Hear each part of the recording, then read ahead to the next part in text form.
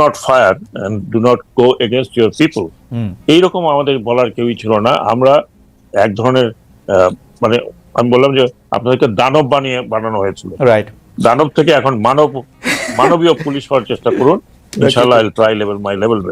কিন্তু এটা কিন্তু খুব বড় চ্যালেঞ্জ ছিল। সেকেন্ড চ্যালেঞ্জ ছিল আপনার বিজেপি।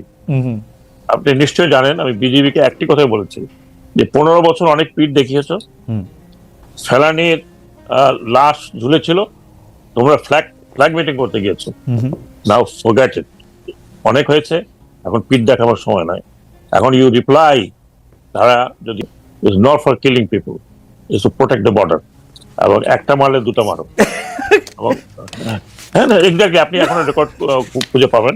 এবং ঠিক তার পরের দিন বিজেপি অন্য একটা রূপে বর্ডারে ছিল, সেই থেকে এখনো তারা ওইরকমই আছে। তো এই চ্যালেঞ্জ গুলো ছিল, আরো চ্যালেঞ্জ ছিল, অনেক চ্যালেঞ্জ ছিল, অনেকগুলো তাদের দাবি দেওয়া ছিল। ওকে, আস্তে আস্তে ইনশাল্লাহ আমি এগুলো করবো, ইউনিফর্ম বদলাই দিব। আপনার পুলিশ কমিশন ওরা চাইছে ডেফিনেটলি পুলিশ কমিশন হবে। তারা শুধু এটুকু বললো আমরা কোনো পলিটিশিয়ানদের নিচে আর চাকরি করতে চাই না, আমাদের একটা কমিশন হোক, হ্যাঁ ওনারা আমাদের বিচার করবে।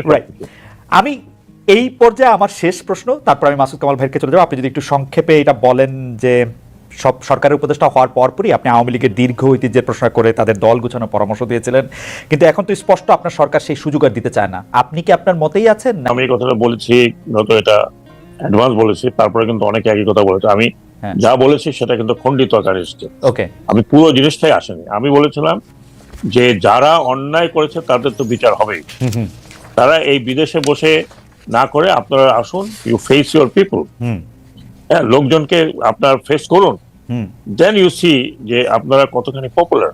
ওকে, আর যারা অন্যায় করেন ডেডিকেটেড ছিল, তারা যদি মাঠে থাকে তাহলে তো কোনো অসুবিধা নেই, কিন্তু যারা অন্যায় করেছে everybody must account for their scenes.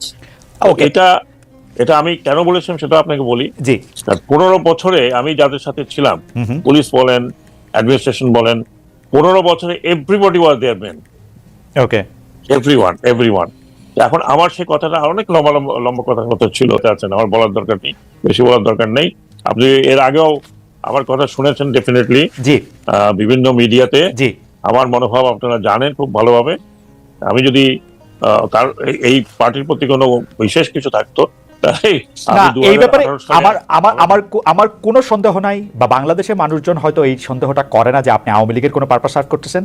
তবে কেউ যারা কিছু বলার তারা তো কেউ নানা ধরনের কথা বলতেই পারে, কিন্তু আমি মনে করি আপনার কাছে কি মনে হয় সাহেব আপনার মন্ত্রণালয়টা বদলে দিলেন কোন একটা মেসেজ দেওয়ার জন্য, আপনার এই কথা বলার জন্য না বলার জন্য, নাকি এটার সাথে এটার কোনো সম্পর্ক নাই?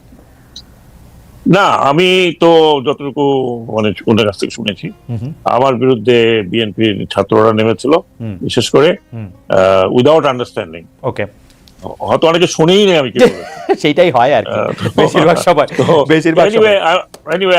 আমার মনে হয় যে মানে আওয়ামী লীগের সাথে আপনাকে যদি সংযুক্ত করার কারো এরকম উর্বর চিন্তা যাদের আসে, সেটা তাদেরই দায়িত্ব, তাদের এটা। মহিউদ্দিন, আমি আপনাকে একটা কথা বলি, একটা জাস্ট ফর ইওর আপনি আমাকে 2018 সালের নির্বাচনের আগে বিভিন্ন জায়গা থেকে বলেছে যে আপনি নমিনেশন নিলে আপনি একটা পর্যায়ে চলে যাবেন, ইনক্লুডিং আমি সাথে বলেছিলাম যে আমার পলিটিক্যাল কোনো অ্যাম্বিশন নাই, I can't do party politics, I will never do it. General Sakhawat, আমি সে সময় দেশে ছিলাম, আমিও দর্শকদেরকে সাক্ষ্য দিচ্ছি যেরকম একটা আলোচনা ছিল, এবং আমি এটা আমি একটু জনাব মাসুদ কামালের কাছে যেতে চাই। জনাব মাসুদ কামাল, আপনাকে শোনার জন্য আসলে আমাদের দর্শকরা অনেকেই ব্যস্ত এবং বেকুল আছেন, কিন্তু আমি একটা প্রশ্ন করতে চাই যে আপনি কি ডক্টর মোহাম্মদ ইউনূস এবং তার উপদেষ্টা পরিষদের উপর রেগে আছেন?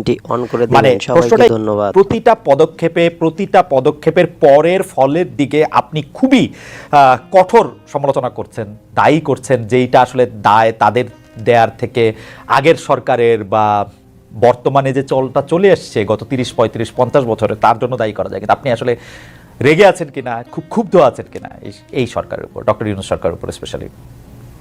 আচ্ছা, ধরেন আমি একটা আপনাকে एग्जांपल দিয়ে বুঝাই। জি, সরি, রেজাল্টটা একটু খারাপ করলো, অঙ্কে মনে করেন সে 100 এর মধ্যে 35 পেল অথবা 40 পেল, আরো অনেকের ছেলে কিন্তু এর চেয়েও কম পেয়েছে। আমি কার উপর বেশি রাখবো? আমার ছেলের উপরে, যাকে আমি বেশি ভালোবাসি, যার উপর আমার বেশি প্রত্যাশা, তার উপর কি আমি ক্ষুব্ধ হব না? হব তো। আমি আমার সন্তানকে আরো 50 বছর পরে কি করবে 20 বলবো না যে তোমাকে আমি ভালোবাসি, তোমার কাছে আমার এত এত প্রত্যাশা, তো তুমি কেন বাবা খারাপ করছো, এটা আমি বলবো না? কিন্তু কামাল ভাই, আমি আপনাকে বটম লাইনটা বলি, আমি ডক্টর ইউনূস সরকারকে নিঃশর্ত ভাবে ভালোবাসি, প্রথম দিনও ভালোবাসি, আজকেও ভালোবাসি। কারণটা কেন? তাদের চেহারা খুব ভালো এই জন্য না, তাদেরকে আমি ভালোবাসি এই কারণে যে আমি মনে করি যে এত বছর পরে এই দেশের মানুষ একটা সুযোগ পেয়েছে যে নিজের মতো করে একটা দেশ, যে নিয়ম থাকলে পরে আরেকজন স্বৈরাচারের জন্ম এই দেশে হবে না। আমি এই প্রত্যাশার থেকে তাদেরকে ভালোবাসি।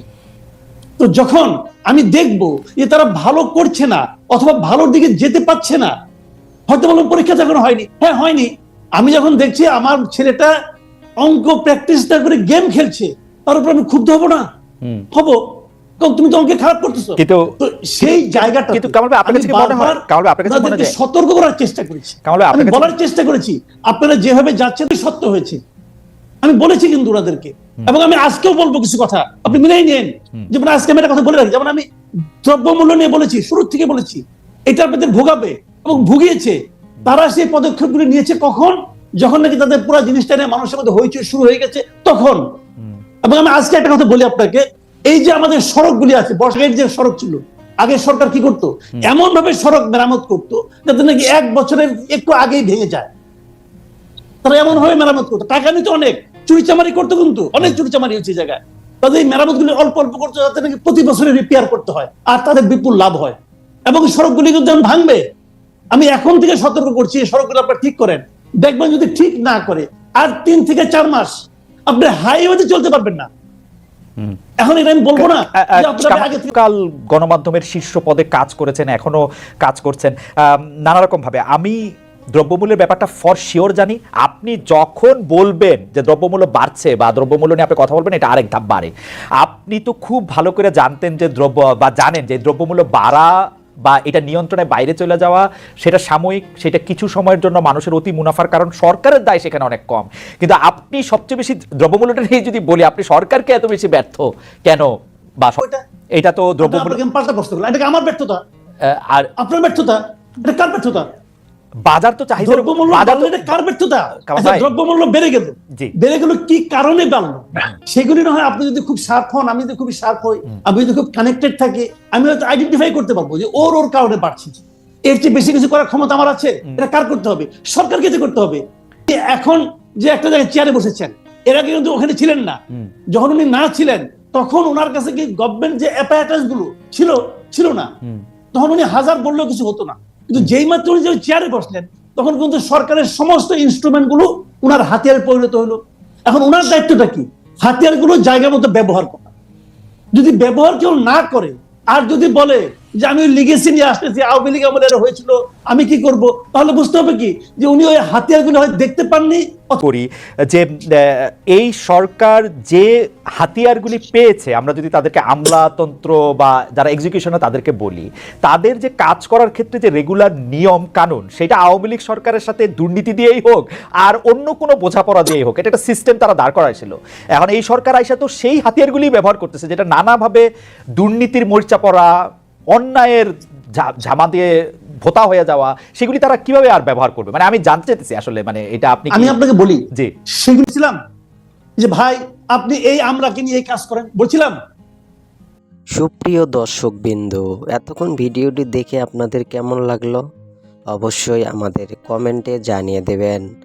আর আমাদের চ্যানেলে যদি নতুন হয়ে থাকেন তাহলে আমাদের চ্যানেলটি সাবস্ক্রাইব করে পাশে থাকা নোটিফিকেশনটি অন করে দেবেন, যাতে আমাদের ভিডিও আপনি সবার আগে পেয়ে যান। সবাই ভালো থাকবেন, সুস্থ থাকবেন, অন্য ভিডিওতে দেখা